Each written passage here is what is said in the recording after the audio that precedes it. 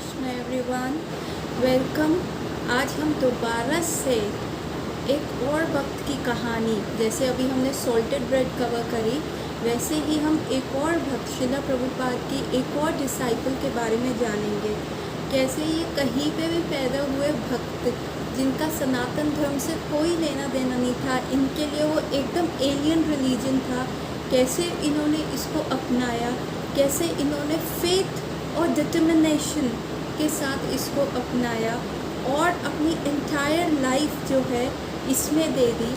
और हम लोगों को, जो हम पैदा हुए हैं, हम इसी धर्म में पैदा हुए हैं, फेमिलैरिटी लीड्स टू कंटेम्प्ट। मतलब हमें लगता है अरे हमें सब पता है, हमें पता है कैसे पूजा करते हैं, लेकिन हमें इतनी भी निष्ठा नहीं रही, इतना भी जिसको कहते हैं फेथ नहीं रहा, रुचि नहीं रही कि हम उसको इतनी प्रगाढ़ता से अपना पाए। लेकिन इन लोगों ने, कैसे श्रीला प्रभुपाद ने इन लोगों की लाइफ में जादू किया और कैसे ये महान भक्त बने। और ऐसी ही मैं इसलिए पुराने संतों की कहानी नहीं उठा रही कि भाई, और ना ही इंडियन सेंट्स की कहानियाँ उठा रही हूँ, मैं ऐसे लोगों की कहानी उठा रही हूँ जिनकी लाइफ एकदम 360 डिग्री चेंज हुई और कैसे भक्ति के मार्ग में चल के उन्होंने अपने आप को परफेक्शन ऑफ लाइफ में लेके गए और कैसे उन्होंने अपने जीवन को बेस्ट बनाया, कैसे उन्होंने अपने जीवन को परफेक्शन पे लेके जाया। क्योंकि अगर इंडियन सेंट्स का दिखाओ तो हाँ, ये तो है ही, इंडियन सॉइल ऐसी है,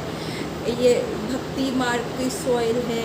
या फिर मैं पुराने ज़माने का बताऊँ तो आप लोग कहेंगे कि भाई उस समय का डिस्ट्रैक्शन नहीं था, लोग ऐसे ही था, आजकल इतना डिस्ट्रैक्शन है, इतना टेंशन है। नहीं, आज के टाइम के ये सेंट्स जो इतनी मॉडर्न फैसिलिटीज़ वाली जगह पे पैदा हुए, अमेरिका में पैदा हुए, और उसके उपरांत भी अपने सारे ऐशो आराम को छोड़कर भक्ति मार्ग को अपनाया, भक्ति में आगे प्रगाढ़ता से बढ़े। तो ऐसे लोगों के, मतलब अगर इनके लिए वो डूएबल था तो हमारे पास तो हमें तो बचपन से इन सारी चीज़ों का एक्सपोजर है, तो हमारे लिए तो डूएबल होना ही चाहिए। तो चलिए आज हम एक और सेंट की कहानी सुने और इनसे हम वही डिटर्मिनेशन लें। इनका, जब हम किसी के बारे में कहते हैं, किसी साधु या संत का बखान करते हैं या उनकी प्रेज़ करते हैं, तो उनकी कुछ qualities, 1/4 qualities, 1/10 of the qualities हमारे अंदर भी आती है।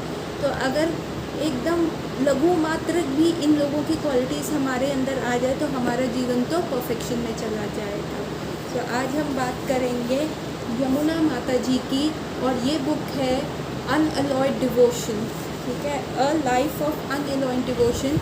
ये 2 किताब आती हैं, ये वॉल्यूम 1 है जो हम शुरू करेंगे यमुना माता जी की शुरुआती लाइफ से, कैसे वो श्रीला प्रभुपाद से मिली और कैसे वो भक्ति मार्ग में आगे प्रगाढ़ता से बढ़ी। हम ये कहानी शुरू करते हैं आज। ऐसा हुआ, यमुना माता जी का जो जन्म हुआ अमेरिका में हुआ। यमुना माता जी इतनी अच्छी भक्ति श्रीला प्रभुपाद की शुरुआती, जब वो अमेरिका गए थे और अमेरिकन से मिले थे, तो शुरुआती दौर में ही यमुना माता जी श्रीला प्रभुपाद से मिली। और प्रभुपाद ने, और यमुना माता जी इतनी क्रिएटिव थी।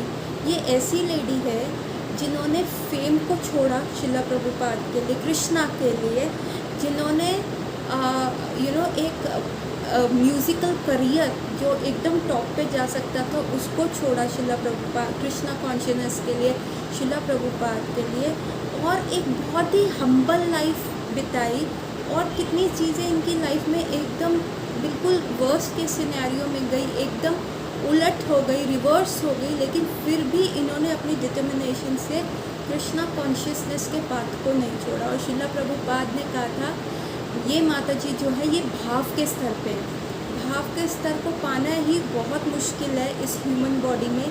ऐसा भाव कि अंदर से स्पॉन्टेनियस, मतलब जैसे एक माँ का अपने बच्चे के प्रति, छोटा सा बच्चा है, उसके प्रति भाव आता है, वो उसके ऊपर सुसु कर रहा है, पॉटी कर रहा है, उसको मार रहा है, उसको कभी खाना नहीं खा रहा, कुछ कर रहा है, लेकिन एक माँ का एक प्रेम आता है छोटे बच्चे के लिए, वैसे प्रगाढ़ता, एक स्पॉन्टेनियस लव आता है, उसको भाव कहते हैं। उस भाव की स्टेज पे भगवान के लिए वो भाव लाना, एक स्पॉन्टेनियस लव लाना बहुत मुश्किल है। और श्रीला प्रभुपाद कह के गए थे कि यमुना माता जी जो है उस भाव के स्तर पे। और यदि आपने इस्कॉन मंदिरों में दर्शन आरती अटेंड की है, जब भगवान के पट खुलते हैं और उनका सुंदर से श्रृंगार में भगवान सामने आते हैं, तो हमेशा एक पीछे म्यूज़िक चलता है, गोविंदम आदिम पुरुषम तमहां भजामि, गोविंदम आदिम पुरुषम तमहां भजामि, गोविंदम आदि पुरुषम तमहां भजामि। ये जो है ब्रह्म संहिता में से प्रेयर्स हैं, 2 पैराग्राफ्स हैं जो यमुना माता जी ने जॉर्ज हैरिसन के साथ गाए थे। और आज तक शिला प्रभुपाद ने जब इनको सुना था, उनके आंखों में से अश्रु आ गए थे और उन्होंने ये बोला था कि अब जब भी दर्शन आरती खुलेंगे तो यमुना माता जी का ये गोविंदम आदिम पुरुषम चलेगा। और आज भी इस्कॉन मंदिरों में जब दर्शन खुलते हैं भगवान के, तो पूरा मंदिर इसी से गूंज उठता है। तो ये वो यमुना माता जी हैं। इनकी कुक बुक जो थी सबसे, उनको पुलित्ज़र प्राइज़ मिला था, टॉप की बेस्ट सेलर्स ऑफ बुक्स में आई थी। इनका इतना इंटरव्यू हो रहा था, लेकिन क्योंकि वो कृष्णा कॉन्शियसनेस से कुछ भी रिलेटेड नहीं था, तो उन्होंने वो एक फेम वाली लाइफ भी छोड़ दी। यहाँ जॉर्ज हैरिसन, क्योंकि ये एक जिसको कहते हैं ना सर्वगुण संपन्न लेडी थी, कुकिंग इनकी बेस्ट थी, कैलीग्राफी इनको आती थी, इनकी हैंडराइटिंग इतनी सुंदर थी। शुरू के जो इस्कॉन के सर्टिफिकेट्स थे, जिसमें कोई लाइफ मेंबर था या किसी ने भक्ति शास्त्री किया या इस्कॉन का कोई भी कोर्स किया, तो जमुना माता जी की हैंडराइटिंग, वो कैलीग्राफी से उनके सर्टिफिकेट्स बनाए जाते थे। कोई इस्कॉन के लैंड के पेपर्स थे, वो भी माता जी जो है वो क्राफ्ट करती थी, और उनकी हैंडराइटिंग देख के और कि ये कोई प्रिंटेड मटेरियल है, कोई डिफरेंस नहीं पता चलता था।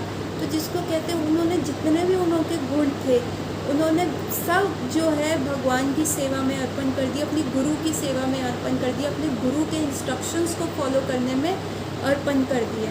अम्बरीश महाराज थे जो श्रीमद् भागवतम में वो कहते हैं, मेरी सारी सेंसेस जो हैं भगवान के लिए, मेरी आंखें भगवान का सुंदर रूप के दर्शन करने के लिए, भक्तों का दर्शन करने के लिए, मेरी जो नाक है वो भगवान को अर्पित किए हुए फ्लावर्स को सूंघने के लिए, मेरी जो जीभा है वो भगवान का नाम गाने के लिए और भगवान का प्रसादम चखने के लिए, मेरी जो कान है वो हरि नाम सुनने के लिए, मेरे जो हाथ है भगवान के गर्भगृह को साफ करने के लिए है, मेरे जो पैर है भगवान के मंदिर की परिक्रमा लगाने के लिए।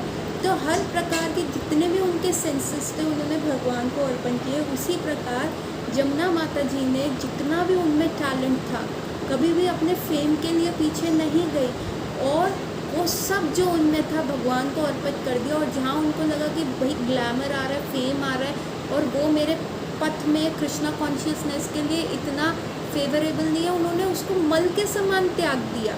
मतलब हम लोग जिस एक ग्लैमरस लाइफ, एक पैसे के पीछे हम भागते हैं, जमुना माता जी ने उनको ठोकर मार दी, उनके पास आया और उन्होंने हटा दिया। जॉर्ज हैरिसन ने, जो एक बहुत फेमस बीटल रहे, उनके साथ इनका हरे कृष्णा टेप आया था जो चार्ट्स पे नंबर 1 गया था, उनके साथ भी उन्होंने जमुना माता जी को कहा था, आप ये करियर म्यूज़िक का ज्वाइन कर लो, मैं तुम्हें सुपरस्टार रॉकस्टार बना दूँगा।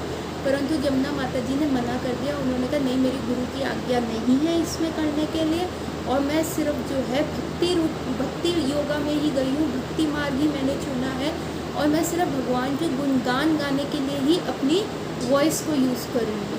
तो उन्होंने उस समय के the famous Beatle George Harrison का भी जो है प्रस्ताव को ठुकरा दिया था। उनकी लाइफ स्मूथ नहीं रही, इतने डिसीजेस उनको हुए, फिर भी एंड मोमेंट तक उन्होंने अपने जीवन से बहुत सारे युवकों को प्रोत्साहन दिया हरे कृष्णा मूवमेंट में आने के लिए। हरे कृष्णा, उनके अंदर जो हरे कृष्णा की छोटे छोटे अंगारे थे उनको फ्लेम्स दी, और ताकि वो एक बड़ी ज्वाला हो। तो आइए शुरू करते हैं जमुना माता जी की कहानी। और जमुना माता जी ना एक्चुअली ये बुक लिखना नहीं चाहती थी, लेकिन बहुत सारे लोगों ने उनको कहा कि नहीं, आपकी लाइफ बहुत रिमार्केबल रही है, आपकी लाइफ जो है हमें बहुत सारा इंस्ट्रक्शंस दे सकती है। इसलिए एनकरेजमेंट के बाद जमुना माता जी ने ये बुक लिखनी स्टार्ट करी। फिर भी बहुत रिलक्टेंट रही वो। उन्होंने कहा ये मेरे प्राइड को जो है, मेरे सिर्फ मी को प्रोत्साहन देगा। लेकिन फिर भी उन्होंने उनके कहने के, लोगों के कहने के से और डिवोटीज़ के इनकरेज करने पे ये बुक लिखी। फिर भी वो बड़ी ढीली थी, स्लो कर रही थी।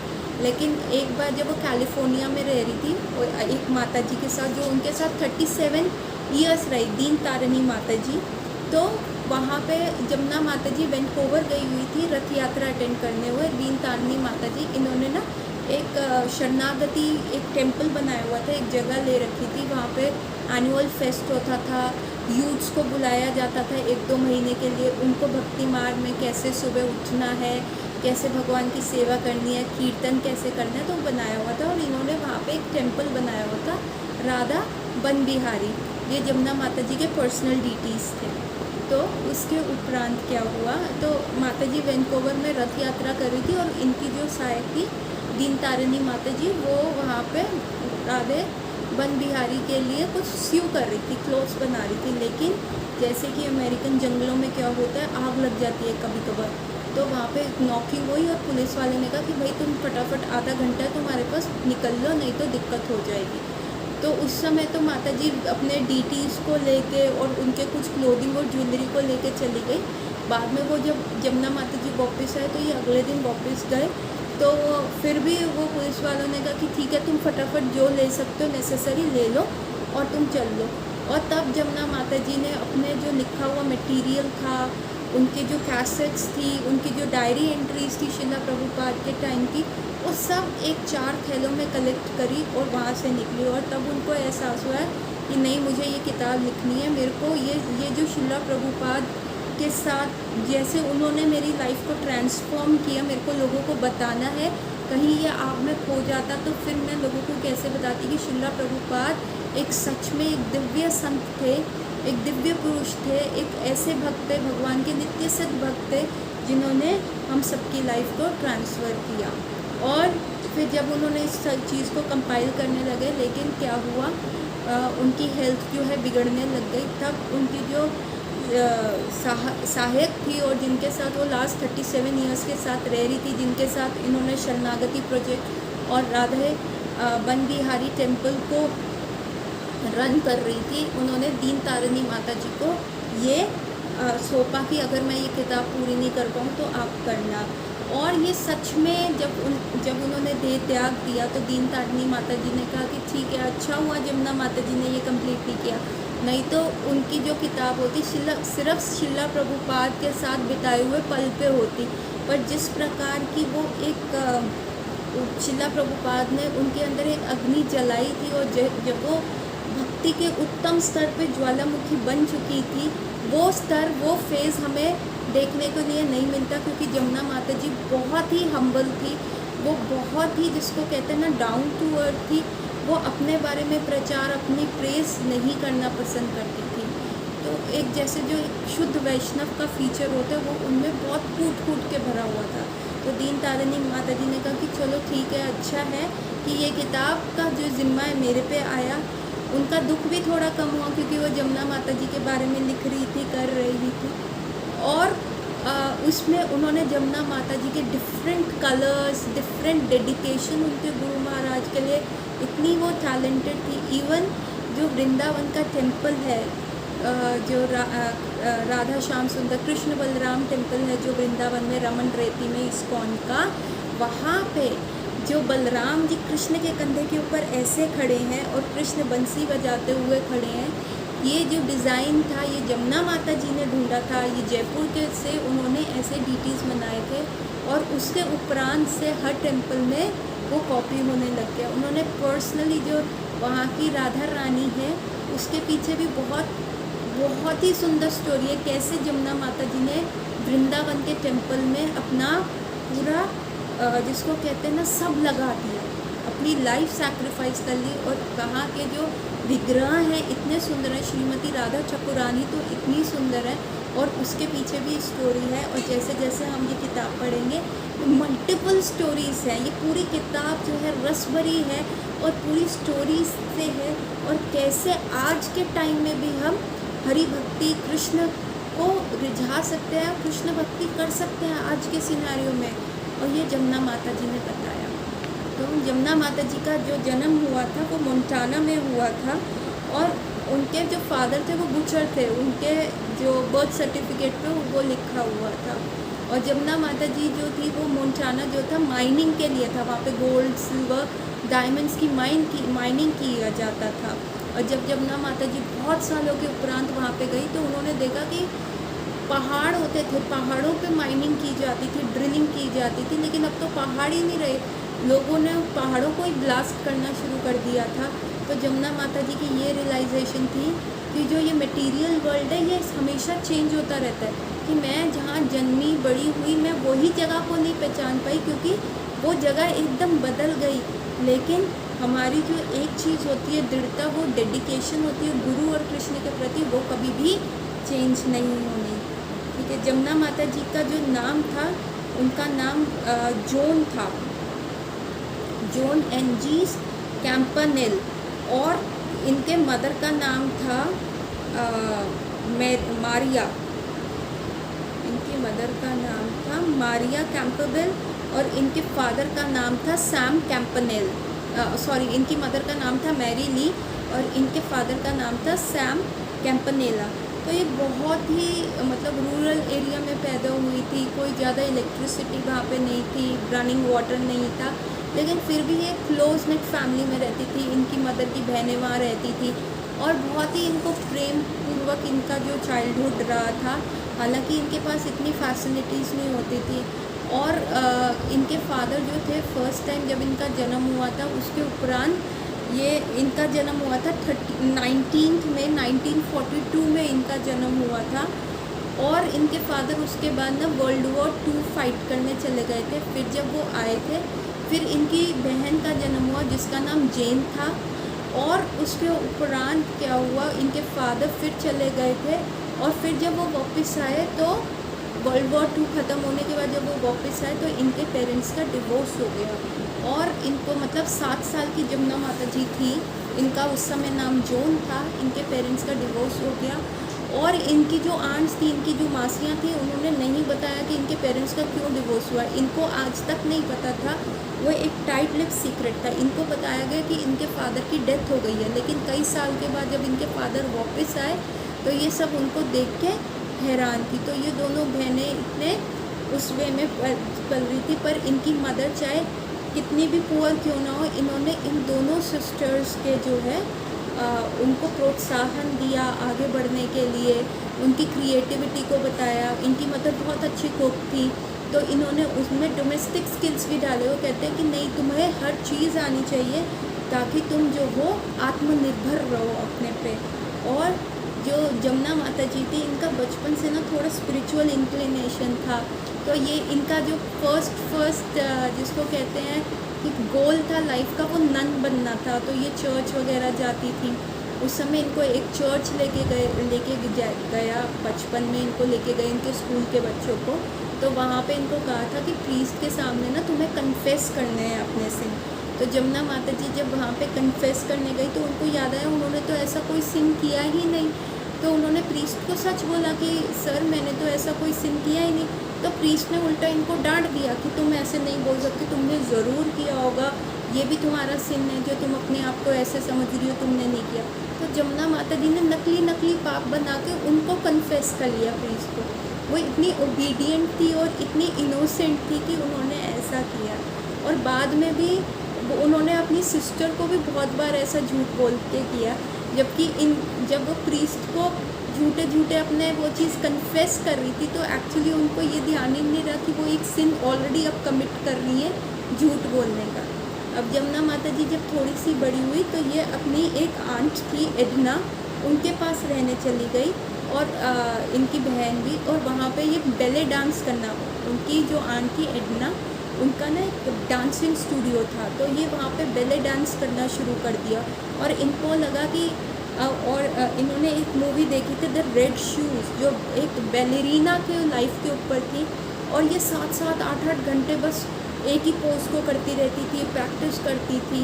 और इनका बस अब गोल हो गया था कि वो बैले डांसर बनेगी।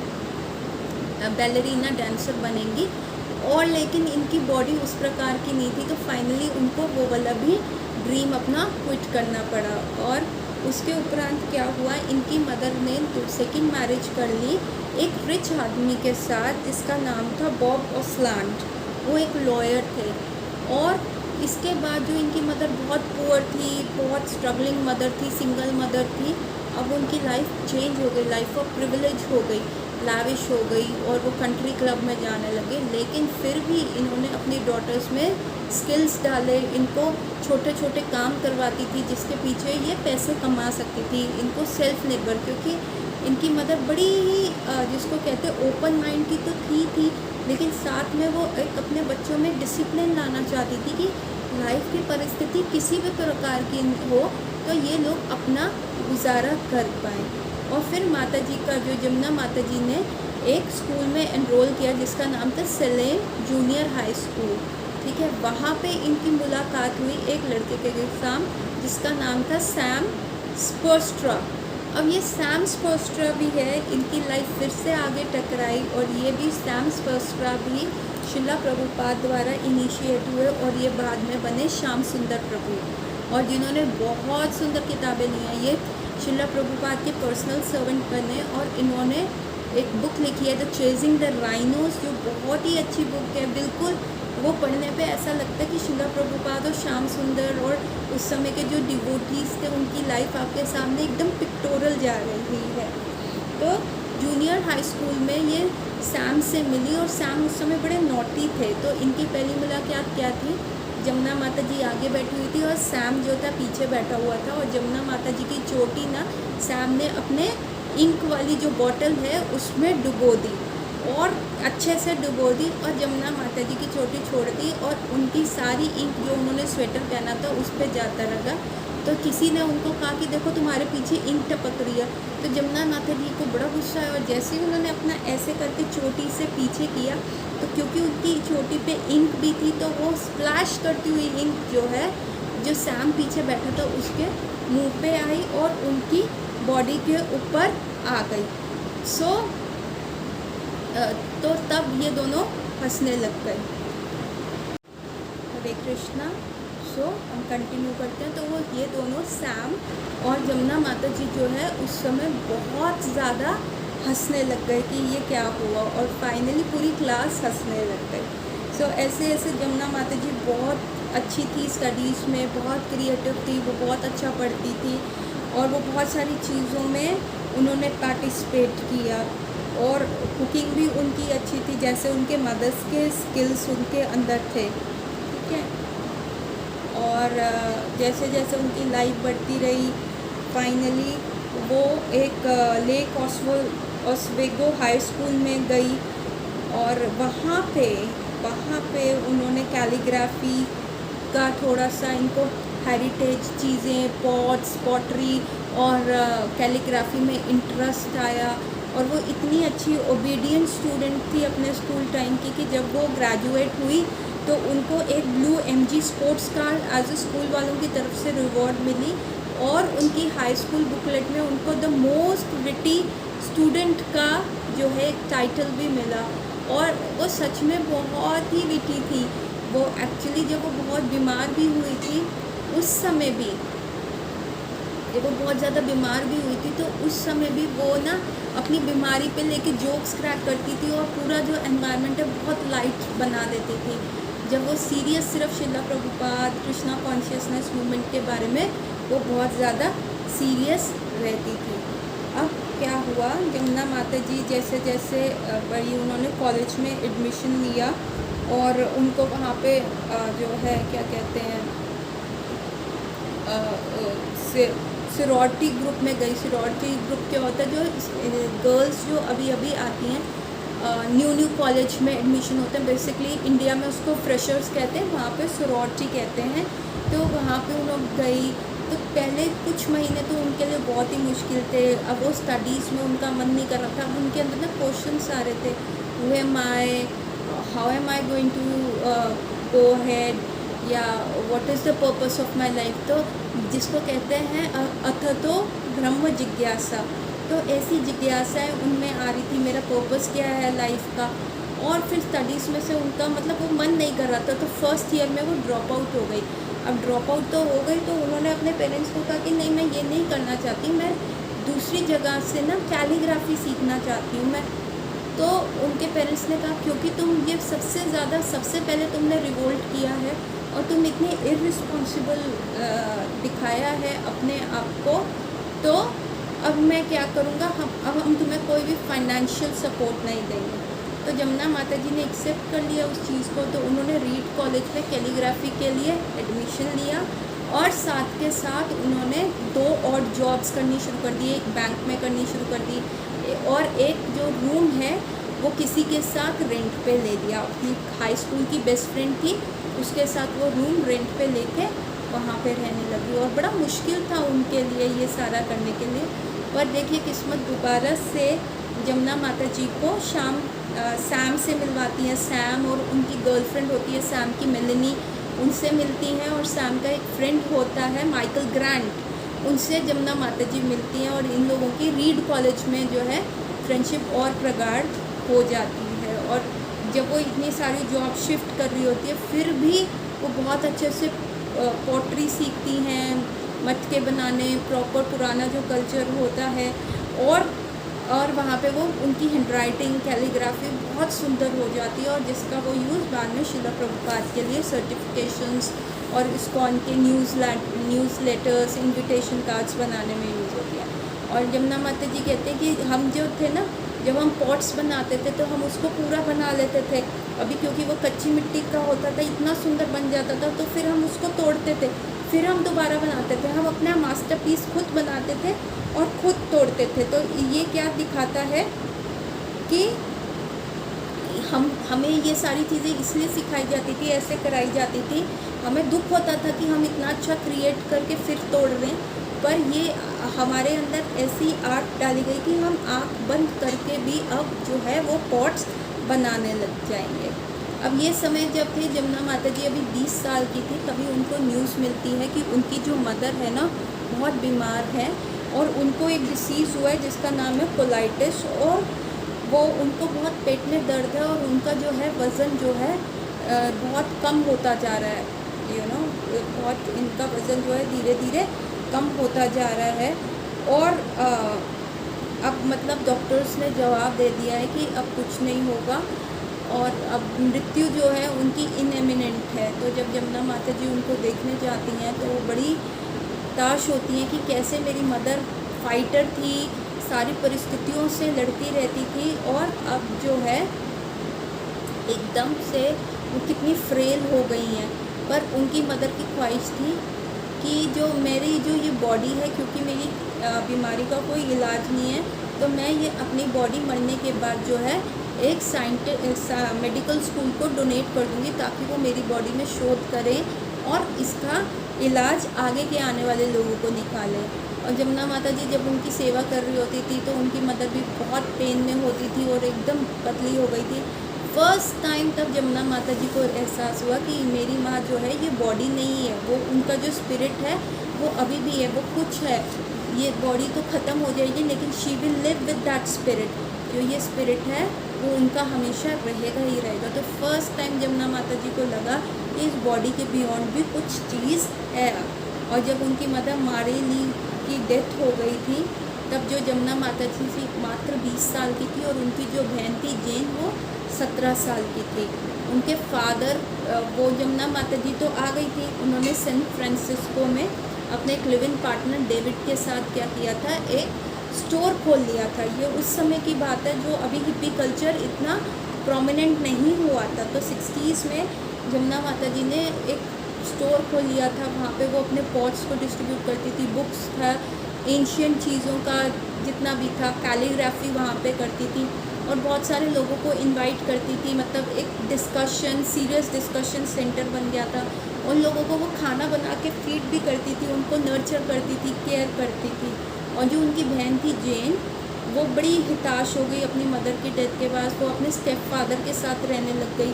फिर कुछ समय के बाद वो अपनी एक आंट के पास चली गई आंट रिकी के पास चली गई, जो डिवोर्स हो रहा था उनका, वो भी उसके लिए बहुत स्ट्रेनियस रहा। वो फिर अपने स्टेप फादर के पास आई और उतने में क्या हुआ, इनके स्टेप फादर ने एक और लेडी से शादी कर ली और उनके और स्टेप बच्चे हो गए। और अब जेन को तो बिल्कुल मन ही उसका हट गया, क्योंकि जिसको अपनी फैमिली वो समझती थी, अब वो भी उनको फैमिली नहीं कंसिडर करते थे और वो सेकेंडरी हो गई। और इस सारी चीज़ों को लेते हुए ना तो जेन ने सुसाइड करने की कोशिश करी। तब जमुना माता जी को झटका लगा और उन्होंने जेन को वापस बुलाया, अपने पास बुलाया, उसको नर्चर किया और एक बार इटालियन फूड दोनों बहनों ने डिसाइड किया आज हम इटालियन खाएंगे।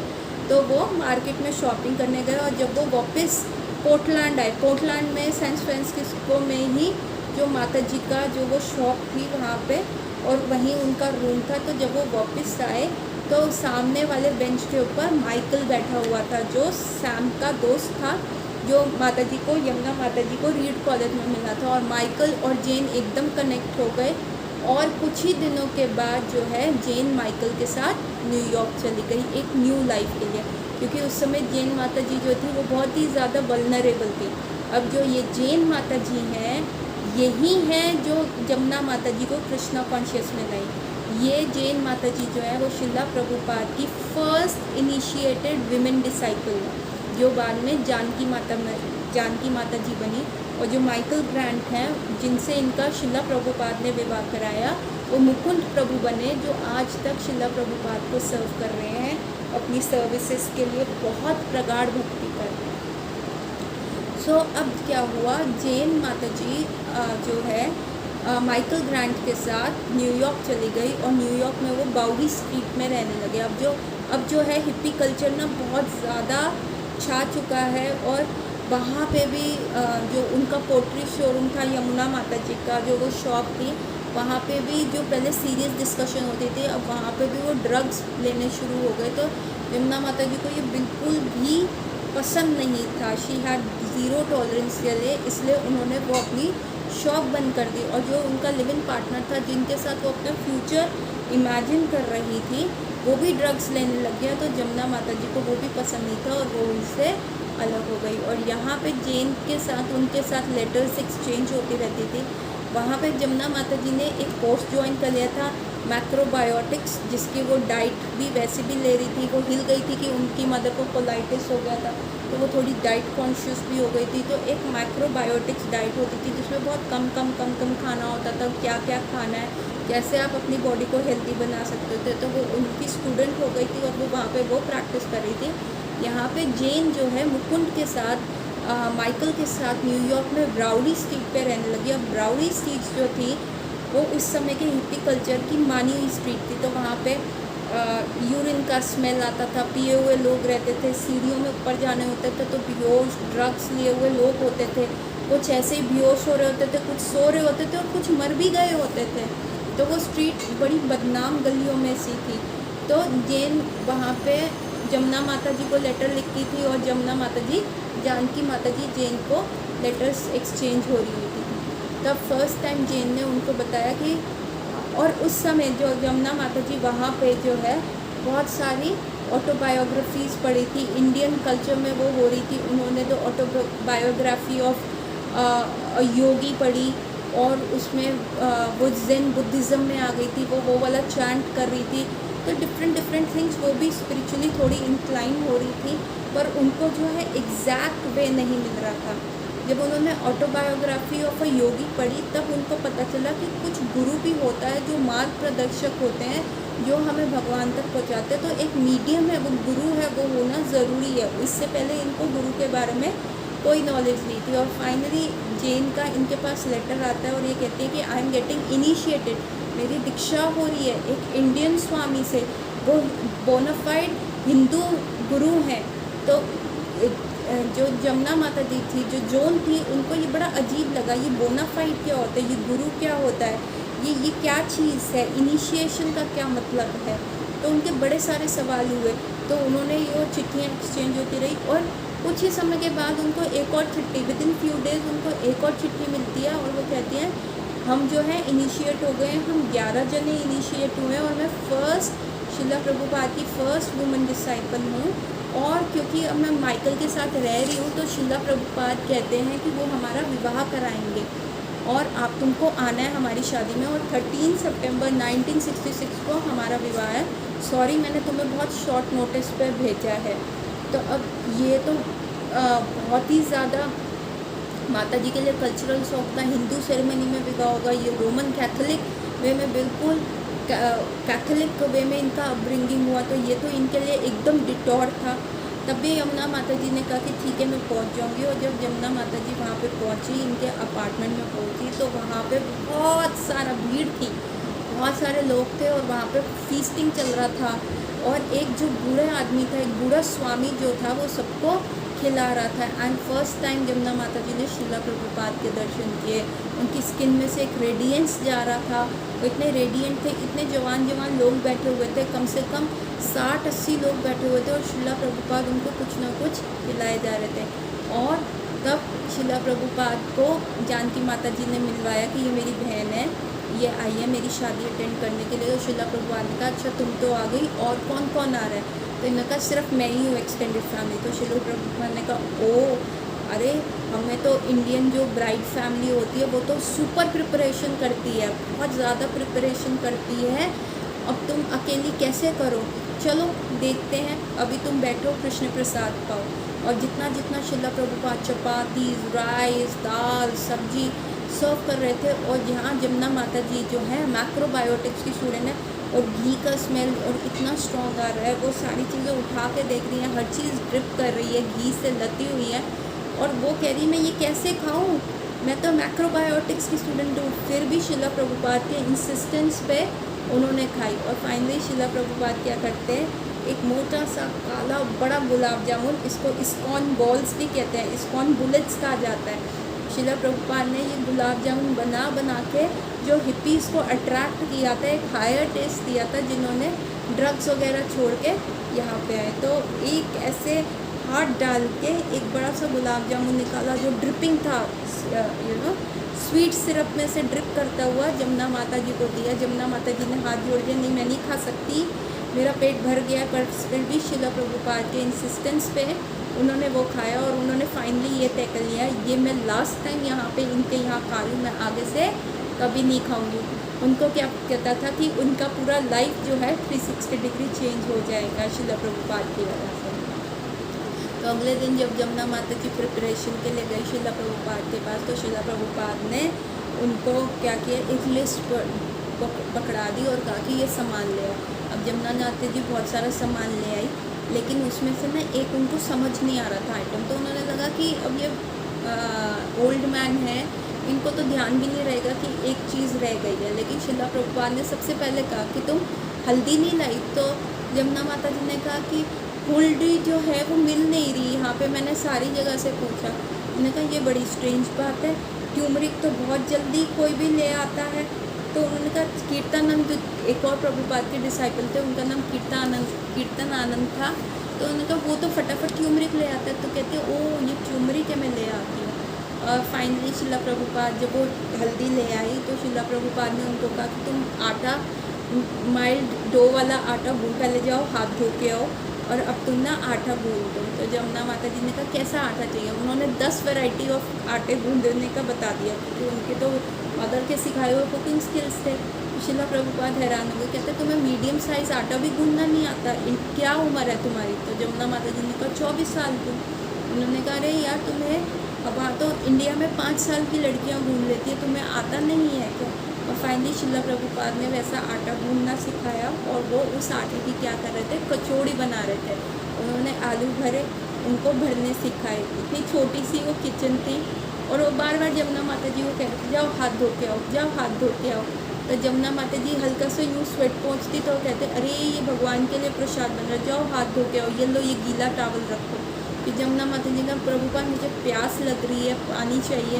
तो फिर उन्होंने कहा जाओ हाथ धो के आओ। शिला प्रभुपाद ने उनको पानी दिया, कब हाथ धो के आओ। कहते ये कृष्ण का प्रसादम है, जब हम प्रसाद बनाने होते हैं तो हमें अपने खाने और पीने के लिए बिल्कुल सोचना नहीं चाहिए। और शिला प्रभुपाद ने इतनी एक प्रिपरेशन बनाई कि 60 लोगों की गैदरिंग थी, पर उन्होंने इतनी सारी प्रिपरेशन बनाई कि 100 लोगों को आराम से फीड हो सकता था।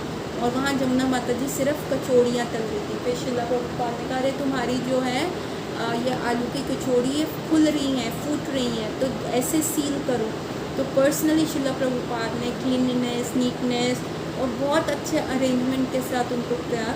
सुबह से शाम हो गई और जमुना माता जी सिर्फ कचौड़ियाँ तल रही हैं, और वहाँ पे शिला प्रभुपाद ने बहुत सारी चीज़ें बना दी। और वहाँ पे जो थे जानकी माता जी जो जैन थी, उनकी नाम जो है जानकी है, और जो माइकल ग्रांट थे उनका नाम मुकुंद कड़ा। वो जो है अपना रूम डेकोरेट कर रहे थे कि अब उनकी शादी का वो शुरू हो रहा था महोत्सव। और फिर क्या होता है, जमुना माता जी के सरप्राइज़ पे हवन कुंड है, अग्नि है, और जो जानकी है वो रेड सिल्क साड़ी में बैठी हैं, हेवी ज्वेलरी और मेकअप के साथ बैठी हैं। और फिर शिला प्रभुपाद जो है वो प्रॉपर यज्ञ और सारी विधियों से उनका जो है विवाह करवा रहे हैं। और उस समय जो है जानकी माता जी जो जमुना माता जी है वो कहती है, अरे ये मैं अपने कैथोलिक रिलेटिव्स को क्या समझाऊंगी, कैसे समझाऊंगी कि इनका विवाह कैसा हुआ, ये कैसे ड्रेस्ड अप थे। एक अग्नि के मतलब एक फायर जल रही थी रूम में, और पूरे रूम में स्मोक था, और वहाँ पे उनका विवाह हुआ। और वो कुछ स्वा बोल रहे थे, और उस आग में बार बार बनानास फेंके जा रहे थे। तो मैं कैसे समझाऊंगी अब अपने कैथोलिक रिलेटिव्स को, क्योंकि ये तो एकदम कम्प्लीटली चेंज था ना, जैसे वो कैथोलिक में मैरिजेस होती हैं और जो ये विवाह सेरेमनी हो रही थी। तो उन्होंने कहा नहीं मैं ये चीज़ें नहीं समझा सकती अपने पर। तो जब विवाह संपन्न हो गया तो शिला प्रभुपाद ने कहा, चलिए अब हम कीर्तन करते हैं। और उन्होंने ना बहुत सिंपल बीट पे हरि नाम शुरू कर दिया, और वहाँ बैठे सारे लोग जो है एकदम ट्रांस में चले गए। सब वो हरि नाम गाने लगे, हरे कृष्ण कृष्ण कृष्ण हरे हरे, हरे राम राम राम हरे हरे। और वो कीर्तन एकदम हाई टेम्पो पे चला गया। यमुना माता जी वहाँ पे आँख खोले हुए देख रही हैं, वो कुछ भी मिस नहीं करना पा रही। और थोड़ी देर में उनकी भी आंखें बंद हो गई, और वो पहले गा नहीं रही थी, और फाइनली वो भी गाने लग गई। उनका दिमाग शांत हो गया, मन एकदम ऐसे मतलब एक ट्रांस में ही चली गई, और उनको वो जो था बहुत अच्छा लगा। और उस समय उन्होंने शिला प्रभुपाद से पूछा कि ये चैंटिंग से होता क्या है। वो चैंटिंग कभी हाई टेम्पो में गई, फिर लो आई, फिर स्मूथिंग हुई, और आधे एक घंटे तक बस चैंटिंग चलती रही, हरि नाम का कीर्तन चलता रहा, जिसको सुन के जमुना माता जी को बहुत अच्छा लगा। और जमुना माता जी ने शिला प्रभुपाद से पूछा कि ये चैंटिंग से क्या होता है। तो शिला प्रभुपाद ने कहा, इस चैंटिंग से हमारा जो हृदय है वो साफ़ हो जाता है और हमें कृष्ण प्रेम मिलता है। और फाइनली जमुना माता जी का भी इसकी तरफ झुकाव आना शुरू हुआ। वो इतना ज़्यादा इन्फ्लुएंस हो गई शिला प्रभुपाद के कुकिंग स्किल्स से। वो वन मैन आर्मी थे, वो कैसे हर सारी चीज़ें ऑर्गेनाइज रखते थे, कैसे क्लीनलीनेस रखते थे, और कैसे वो इन लोगों के जीवन में चेंज ला रहे थे। और ये सारी चीज़ें जो है जमुना माता जी को बहुत इन्फ्लुएंस किया। शिला प्रभुपाद ने जमुना माता जी को कहा, तुम कुछ दिन रुकना और सुबह और शाम के लेक्चर्स अटेंड करना और चैंटिंग अटेंड करना। और जमुना माता जी ने again as an obedient student वो चीज़ फॉलो करने लग गई। और जब वो फर्स्ट टाइम शिला प्रभुपाद के एक लेक्चर में गई तो शिला प्रभुपाद ने उन्हें एक कहानी सुनाई जिसका नाम है लिक्विड ब्यूटी। तो उस कहानी में क्या होता है कि शिला प्रभुपाद बताते हैं कि बहुत ही सेंटली लड़की होती है, उसको ना एक जो है गांव का गुंडा अप्रोच करता है और कहता है तुम मेरे से शादी कर लो। तो वो सेंटली लड़की को पता है अगर उसको मना करेगी तो वो हंगामा करेगा और उसकी रेपुटेशन ख़राब होएगी। तो वो कहती है ठीक है, तुम एक हफ्ते के बाद आना, मैं तुमसे अगर तुम मेरे से तब भी विवाह करना चाहोगे तो मैं तुमसे कर दूँगी। ठीक है, वो खुश हो गया, वो चला गया। यहाँ पे उस सेंटली लड़की ने क्या किया, परगेटिव्स खाने शुरू कर दिए और उससे उसको वॉमिटिंग और डायरिया लग गया। और उसने जितना भी अपना डिस्चार्ज था, मल था और वॉमिट का जो था, 2 पॉट्स में एक तरफ अपना स्टूल और एक तरफ अपना वॉमिट कलेक्ट कर दिया एक हफ्ते में। और एक हफ्ते में उसके स्किन पे झुर्रियाँ पड़ गई, वो बहुत वीक हो गई क्योंकि एक हफ्ते तक वो उल्टियाँ कर रही थी और बार बार उसको लूज मोशन हो रहे थे, बार बार डायरिया हो रहा था। तो एक हफ्ते बाद वो बंदा आया, उसने दरवाज़ा खड़काया तो इस लेडी ने दरवाज़ा खोला। इसने कहा उस लेडी को बुला दो। वो कहते मैं ही तो हूँ वो लेडी। कहते तुम हो, तुमको क्या हो गया, तुम्हारी ब्यूटी को क्या हो गया। कहते अच्छा तुम्हें मेरी ब्यूटी चाहिए। वो कहता हाँ, तो फिर वो पीछे ले गई और उसको वो 2 मटके दिखाए कि ये है मेरी ब्यूटी। तो उसको इतनी बदबू आई, इतनी गंदगी आई और वो वहाँ से भाग गया।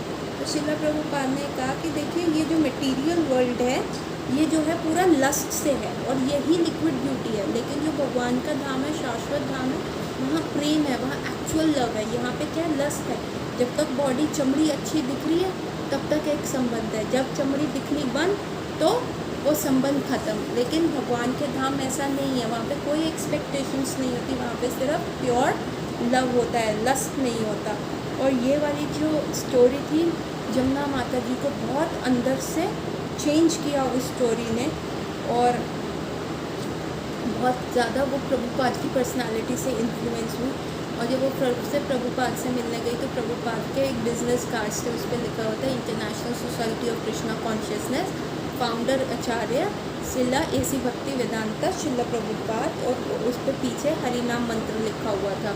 तो जमुना माता जी को उन्होंने दिया, उन्होंने कहा कि तुम्हारे और फ्रेंड्स हैं तो तुम और भी ले लो, और जमुना माता जी ने बहुत सारे लिए। और जब वो अपने प्लेस पोर्टलैंड आई तो वहाँ उन्होंने बहुत सारे ये डिस्ट्रीब्यूट किए, और वो बार बार जो है अब उनसे मिलती रही। श्रील प्रभुपाद के फंक्शंस में वो आना जाना उनका हुआ।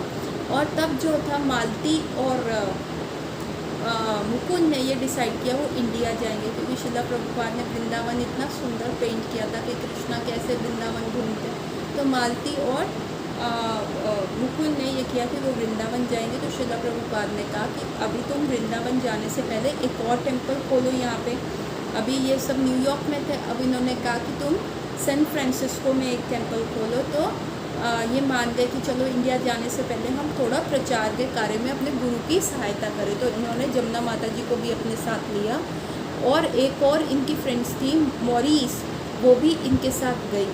और रास्ते में जमुना माता जी ने कहा, जून ने कहा कि हमारे एक फ्रेंड है सैम, और उसकी गर्लफ्रेंड है मैलिनी, वो ना एक जगह जो है एक पहाड़ों में ड्यूटी कर रहे हैं 6 महीने की। जब तक समर्स होती है वो वहाँ पे रिपोर्टिंग करते रहते हैं, और जैसे ही स्नो आती है वो वहाँ से आ जाते हैं। तो हम चलो उनसे मिलते हैं, शायद स्नो होने वाली है तो उनको भी हम अपने साथ ले लेंगे।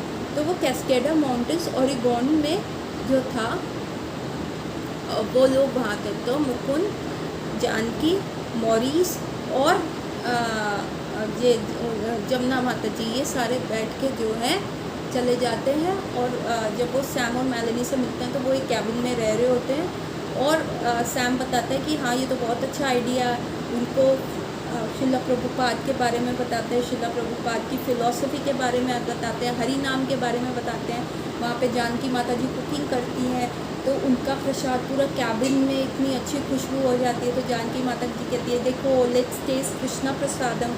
बहुत अच्छे से वो उनको प्रीच करते हैं। और फाइनली अगले दिन क्या होता है, वहाँ पे स्नो आ जाती है, और ये अपने जो है फ़ोन से जो इनका कनेक्टिव डिवाइस होता है वो अपने बेस को कह देते हैं अब स्नो आ गया, हम अपने काम से हट रहे हैं। और ये लोग भी जो है इनको ज्वाइन कर लेते हैं जाने के लिए, टेम्पल खोलने के लिए। ये सब चल जाते हैं सैन फ्रांसिस्को। और रास्ते में जो है जो मुकुंद होता है वो भागवतम की कॉपी मालिनी को दिखाता है। मालिनी बड़ी सेल्फ प्रोक्लेम्ड हिप्पी होती है, और बहुत ही जिसको कहते हैं ना स्ट्रॉन्ग थॉट प्रोसेस वाली होती है।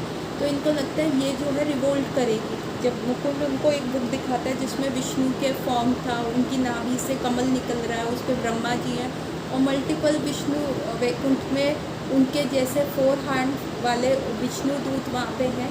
तो मुकुंद कहता है this is supreme personality of God and ये भगवान है।